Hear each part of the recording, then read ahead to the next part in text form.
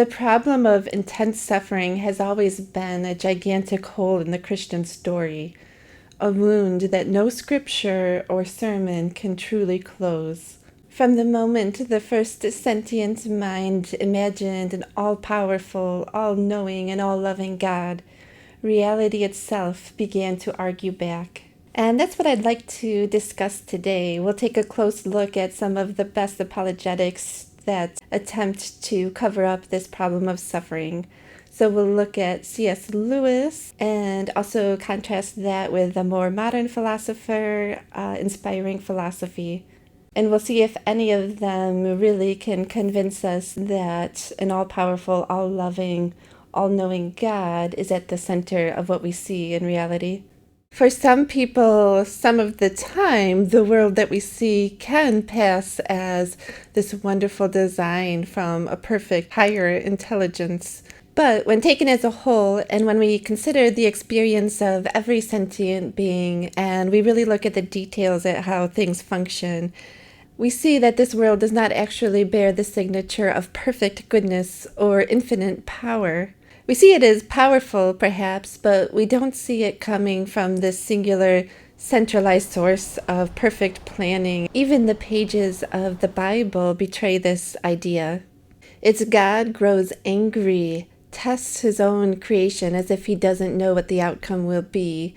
He punishes and destroys. Many babies, children, animals were drowned to death because God had regretted creating them and his anger took over. Genesis 6:17 says, "Understand what I'm telling you. I will bring a great flood of water on the earth. I will destroy all living things that live under heaven. Everything on earth will die." Genesis 7:23 goes on to say, "God wiped the earth clean. He destroyed every living thing on the earth, every human, every animal, everything that crawls, and every bird. All that was left was Noah and his family and the animals that were with him on the boat." The mere act of wanting to destroy something that you yourself designed and created definitely screams of imperfection and flawed human thought. He's far more like us, as if he were created from our minds. He's limited, conflicted, emotional, rather than an omnipotent being outside of time who knows everything and can encompass the experience of both males and females and animals and babies, Israelites, non-Israelites, Christians, and Hindus. It doesn't seem like he empathizes with the experience of all sentient creatures as an omnipotent being would. So there are all kinds of references all over the Bible from Genesis to Revelation about people being chosen by God. Well, the Jews being the chosen people being the most obvious, but it continues into, the very end of the Gospels and the end of John. Jesus is like, you all were chosen.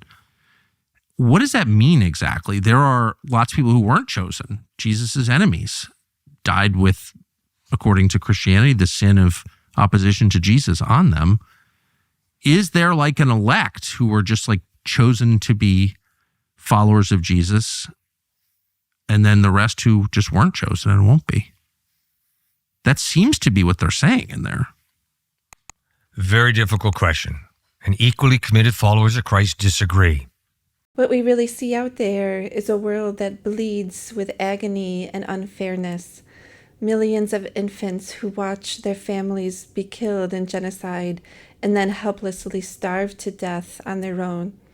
A person born in the wrong country is imprisoned by a corrupt regime, tortured, and dies unloved, only to be told by Christian theology that their torture will continue for eternity.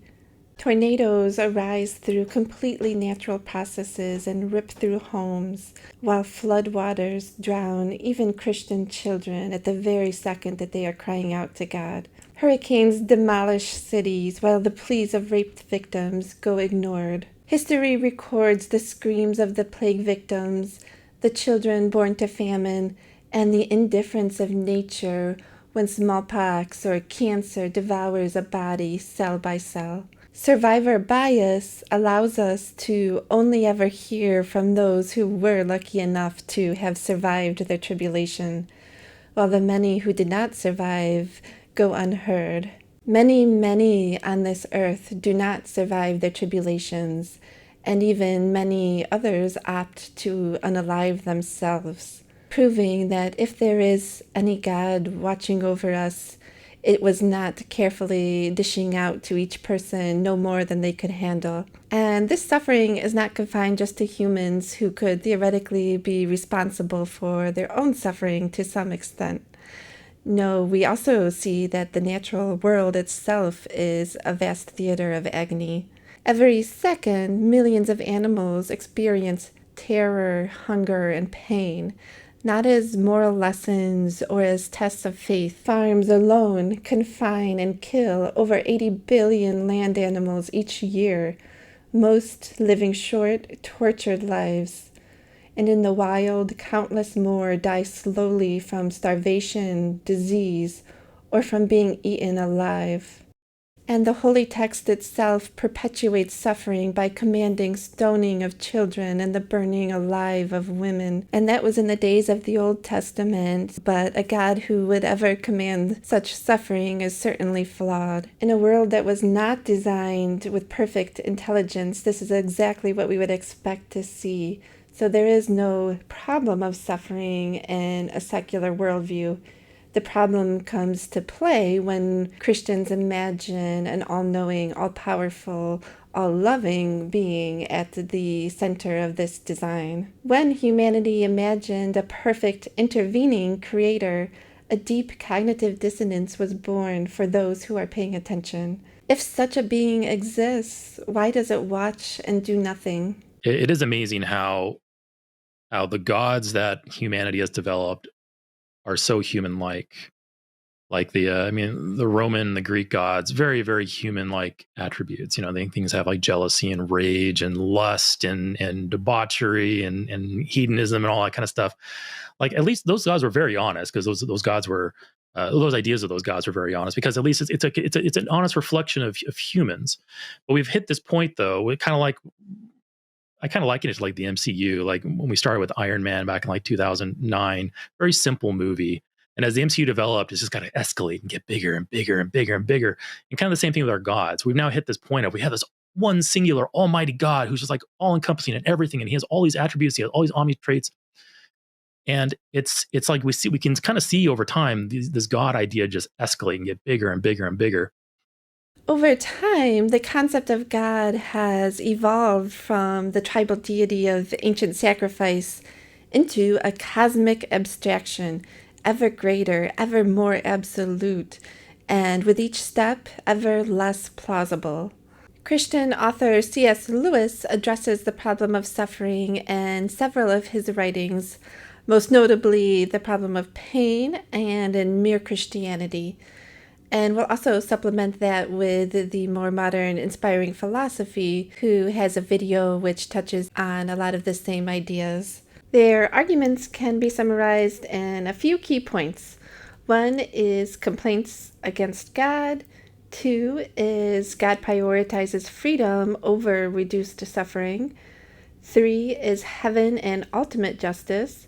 4 is character building, and 5 is the mystery of God's plan. So let's hear what they have to say about these points. The first Christian response to this problem of suffering is stated by C.S. Lewis in his book Mere Christianity, talking about a time when he was an unbeliever. He says, "My argument against God was that the universe seemed so cruel and unjust. But how had I got this idea of just and unjust? A man does not call a line crooked unless he has some idea of a straight line. What was I comparing this universe with when I called it unjust?" To me, the answer to this is obvious. We all have different ideas of how things should be, and when you ask each person, they're going to say something different.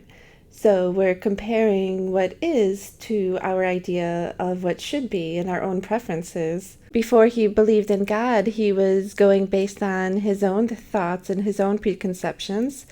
As a Christian, he tried his best to adopt the standards held in the Holy Text, the Bible. Yet all Christians interpret that differently and still have their own ideas of what makes for the perfect world. So when we really look at it, there is no single standard that all Christians have, And then whereas all secular people have no standard, that's just not how things are, that this is a straw man. It's clearly a way to escape healthy criticism and again to take away our thinking faculties. Of course, we have every capability to look at a natural disaster and say this was horrible and unfair. And we have every right to look at the beauty of nature and say it's beautiful and amazing, without having to credit it to a fictitious God. We can just be inspired by what is without reading extra entities into it. Of course, whether we worship a God or not, we all have our own ideas of what justice is. Even among Christians, we see great differences. We see some Christians who value diversity and pluralism and freedom, while others want strict boundaries between tribes and want to strictly control who's allowed in the tribe and who's not. These are very different ideas of what's just, even within Christianity and those who adhere to this God concept. Just because people are attempting to elevate their own ideas of justness into this objective truth that they ascribe to a God doesn't mean that it's actually there. Because what we see is that doing this just makes the fight even harder between different people and brings more division.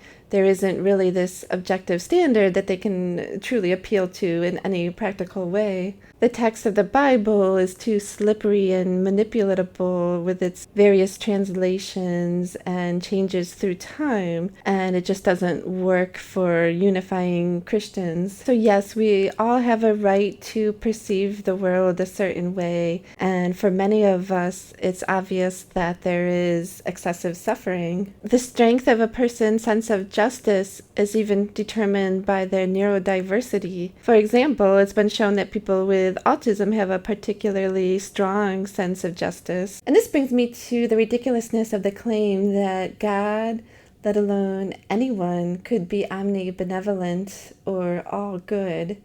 Because what does good mean? Good is an extremely subjective term.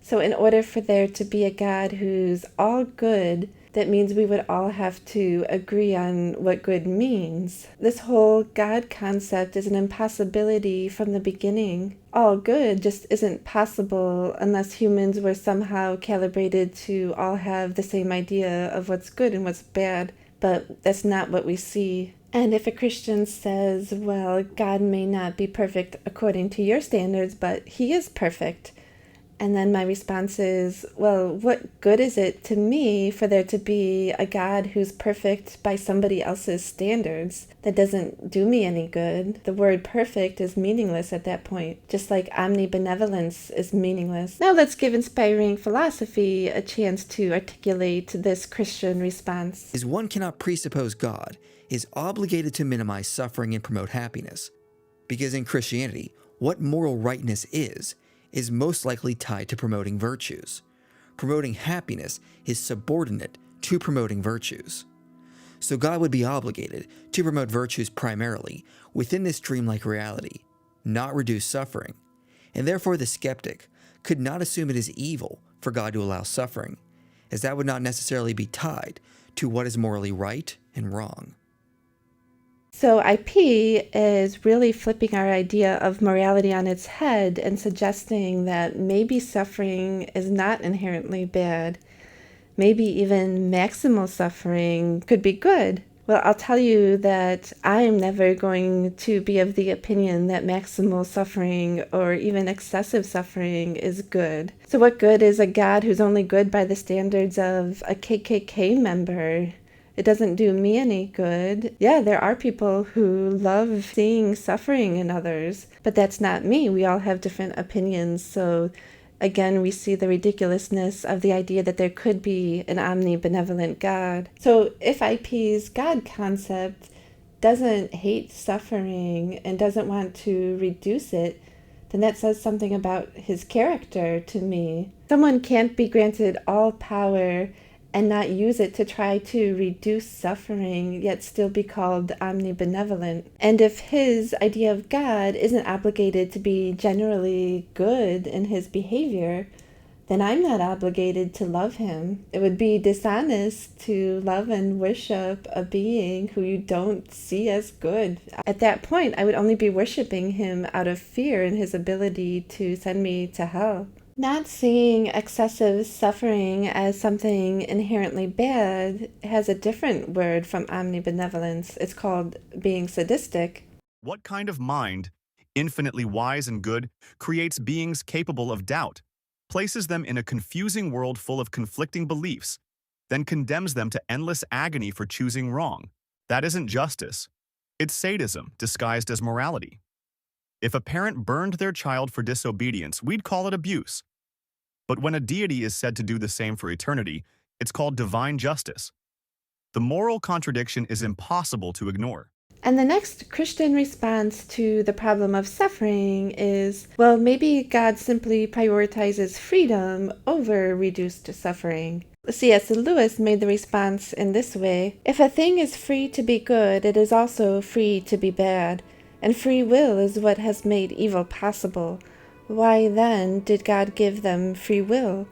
Because free will, though it makes evil possible, is also the only thing that makes possible any love or goodness or joy worth having. So this is quite the insufficient excuse when we consider most of the suffering is because of a lack of freedom. If anything, a God would be prioritizing freedom only for predators and people who are willing to commit crimes. Where's the freedom for the rape victim? Where's the freedom in a young boy who's fighting cancer cells in his body? Where's the freedom for the young infant who was born into a family of poverty and abuse? Where's the freedom for those who are slaves to their genetics that predestine them to suffer and die young? Where's the freedom for the animals being confined in very tight cages and forced to breed over and over and then die? So in many cases, what's causing the suffering is a lack of freedom. So we certainly can't say that God is prioritizing freedom over reduced suffering. They go hand in hand. And this very situation where we see power and freedom given to those who wish to do harm, those who are bad and sinful, this is not what we would expect to see from a world that was designed by an intelligent creator. At least not an all-powerful, all-loving, and all-knowing one. This is the chaos and the result of evolution working itself out over time. Those who are most adaptable are those who survive and are rewarded. But if there was this God that IP and C.S. Lewis described, then we would see those being good being more rewarded with freedom. We aren't seeing freedom applied and being distributed in any type of benevolent way. One could also argue moral rightness is tied more to the action of allowing human freedom over the consequences it creates. Basically, it's plausible on a Christian worldview it would not be right for God to remove significant human freedom, even though indirectly that can lead to suffering. And if you're telling me that God created humans for the purpose of having free will and making the free choice to love and worship him, then why did he create billions of people with Down syndrome, schizophrenia, severe bipolar, and major depression? These are all differences in brain structure that prevent people from being able to decipher reality from delusion.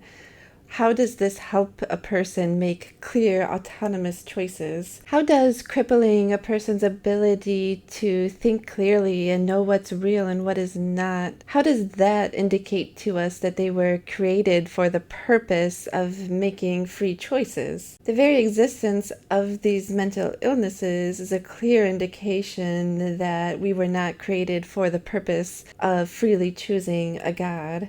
Otherwise, he would at least create each person with the ability to choose him and to know what's real and what is not, and to think clearly.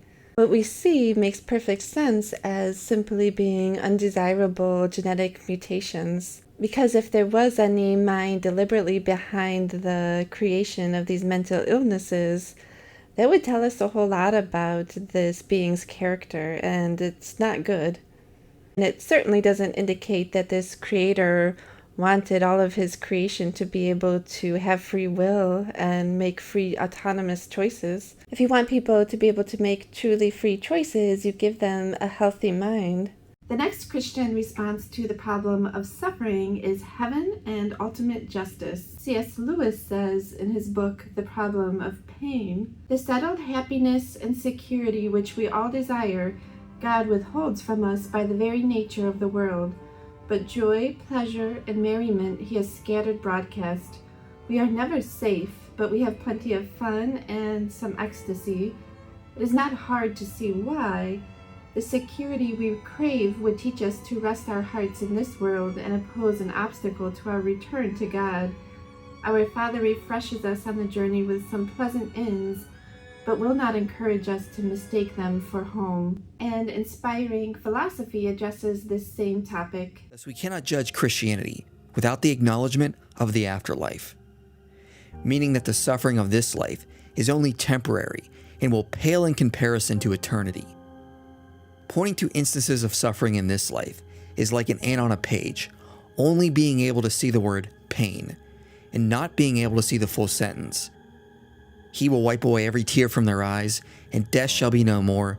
Neither shall there be mourning, nor crying, nor pain any more, for the former things have passed away. But the reason is unclear. Why have this purposely created land of temporary suffering before we go to our true home, which is heaven, a place that's completely unproven to us? The only land that's proven to us that we know exists is this earth, and it's full of pointless suffering. So why are we to believe that there's some invisible land that's going to be perfect when we aren't given even a good reason for why this life exists? If it's supposed to be for testing us, then that seems ridiculous for somebody who's omniscient and already knows how we would respond in any given situation. So they are asking us to make a huge leap of faith and just assume that there is this other perfect world that's invisible to us that we're going to go to, and just accept the suffering that we're going through now,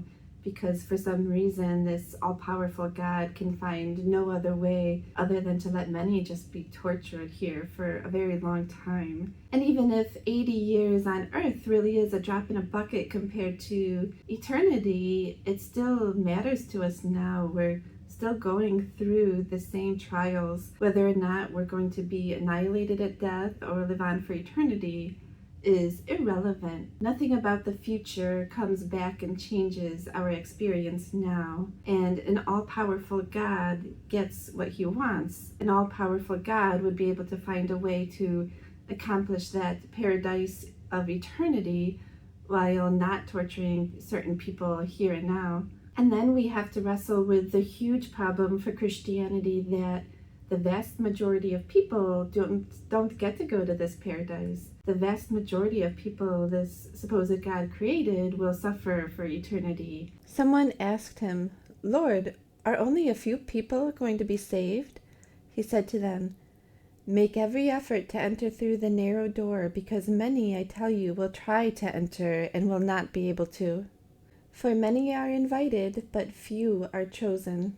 In fact, some verses make it pretty clear only 144,000 people will be chosen. Of course, back in the time that this was written, they didn't realize there would be 8 billion people on Earth, and this means billions and billions of people just being tossed into the gas chambers for eternity. So for the vast majority of his creation, we will not only suffer on earth, but also for eternity, according to Christian mythology. And we still don't have a good reason for God to even go through this show on earth of letting us carry out our decisions that he already knows what we're going to do. Is God incapable of knowing what our choices will be without putting us through immense suffering? Is God incapable of knowing what type of human he wants to create and only creating them? Is there really anything about what happens in the future that will change what a person is going through here and now? And then we have the problem that anyone who did make it to this paradise is going to be aware that their loved ones and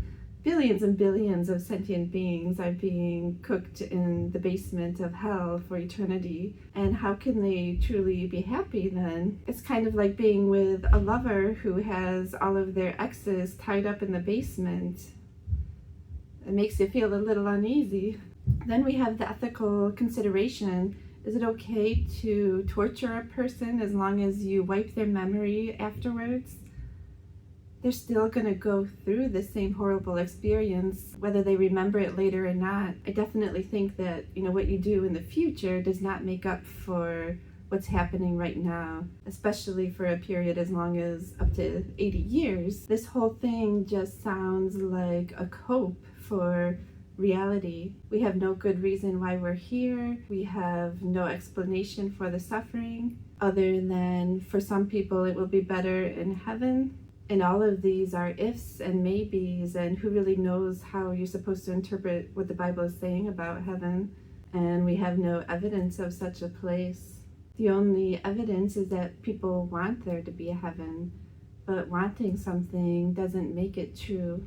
And this brings us to the next point they use to attempt to provide a reason for these temporary lives on earth. And that's their attempt to frame this world as necessary in order to develop our character for heaven. But this overlooks a glaring point that the vast majority of souls never make it to heaven according to Christianity. So what is the point of building character in order to be thrown into a furnace? Wide is the gate of those who go to hell. And according to this mythology, hell will be full of half-baked characters, just suffering. And this doesn't bode well for a God who knows everything and can foresee what the outcome will be for these people, yet still creates them in the exact same circumstance that doesn't work out. And the God character is also powerful enough to simply let them be annihilated or to go somewhere less painful. Is he really all loving that this is his grand plan?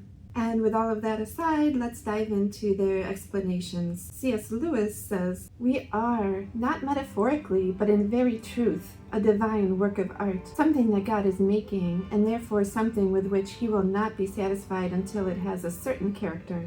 It is natural for us to wish that God had designed for us a less glorious and less arduous destiny, but then we are wishing not for more love, but for less." I first have to ask, what about the miscarriages and the infants who die before they've had a chance to develop any character? What was the purpose of God creating them? We wouldn't see so many souls dying before they've had a chance to develop character if that was the entire goal of this project of creating humans on earth. And in these cases, what lesson is there for the parents who were really ready to love and nurture another human being and were led to believe this would happen for them, and then it was revoked? How could this be a good, positive lesson? It doesn't make too much sense from the Christian perspective. And what about animal suffering? What's the purpose there? What about when animals suffer in the wilderness on their own with no one to even witness? Again, suffering doesn't seem like it's really there for the purpose of character building.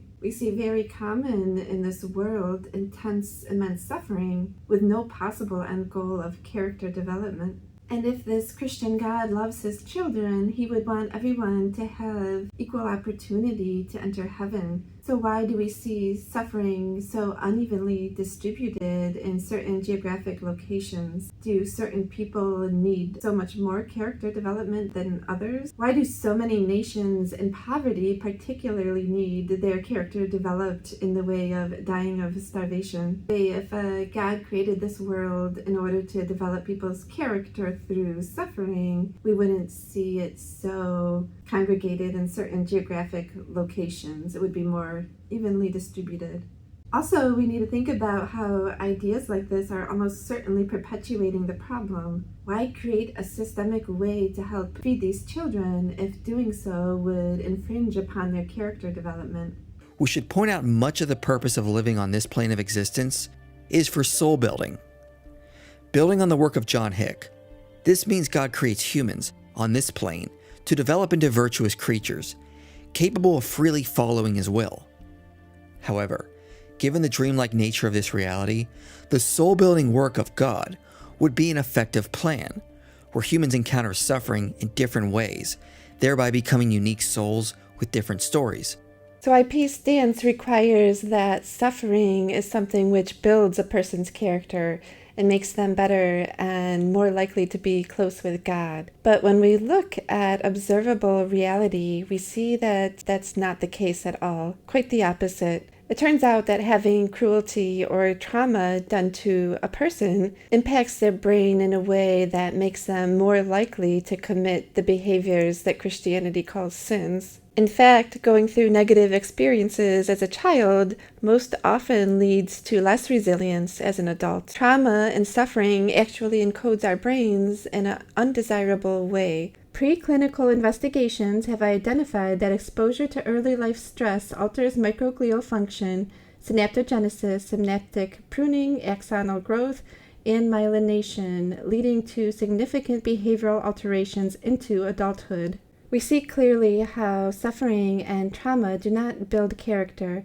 Rather, it harms the mind. And this is why intuitively pregnant women go out of their way to avoid natural disasters and disease and hardship, because they know that is not what's best for their developing fetus. For example, a recent study finds that emotional regulation fully mediates the effect of both negative and positive childhood experiences on adult grit or resilience. And many bodies of research continually document how childhood trauma is actually linked to an increased risk of antisocial behavior. These findings challenge the idea that suffering reliably produces better character, as C.S. Lewis and IP say they believe. Rather, the verifiable evidence suggests that greater suffering produces even more dysfunction to be passed down. And again, this false idea turns out to be harmful and perpetuates the problem. Now, many parents out there who are particularly religious and therefore quite misinformed, they actually perceive that suffering is good for their children, and they may believe they are doing something good by purposely depriving their children of their needs.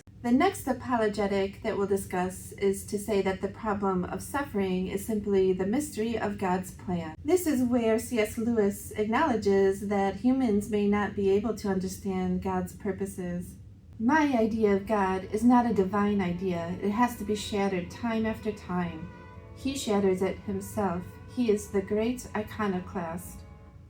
This admission of his may seem that he's just trying to be humble and credit God with his greatness, but it truly is a powerful confession. It's a grand way of saying that there is no identifiable, satisfactory reason for this existence on earth, meaning that Christianity does not provide explanatory power for the things that we undeniably see in reality. He claims that while the amount of suffering that we see is a profound mystery, maybe it's part of a divine plan that ultimately works out for good. If and when a creature encounters suffering, a process can take over where the suffering will have no lasting damage for the creature and be turned entirely into a greater good, if that creature so chooses to allow. This concept builds on the work of Thomas Aquinas and St. Augustine. Aquinas said, "Since God is the highest good, he would not allow any evil to exist in his works, unless his omnipotence and goodness were such as to bring good even out of evil. This is part of the infinite goodness of God, that he should allow evil to exist, and out of it produce good."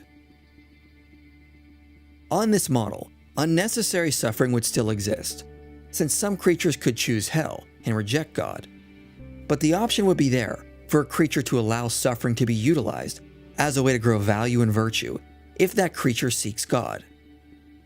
The basic idea is not all suffering has to happen for a reason, which could imply determinism, as Kirk MacGregor noted. However, if a creature seeks God's possible plan for them, the law of triumph would take over, and God's law would turn all the experienced instances of suffering into instrumental goods that shape and build each of us into unique virtuous souls with our own unique stories and characteristics. God's law will guarantee a triumphant end over all suffering for all creatures who call upon him.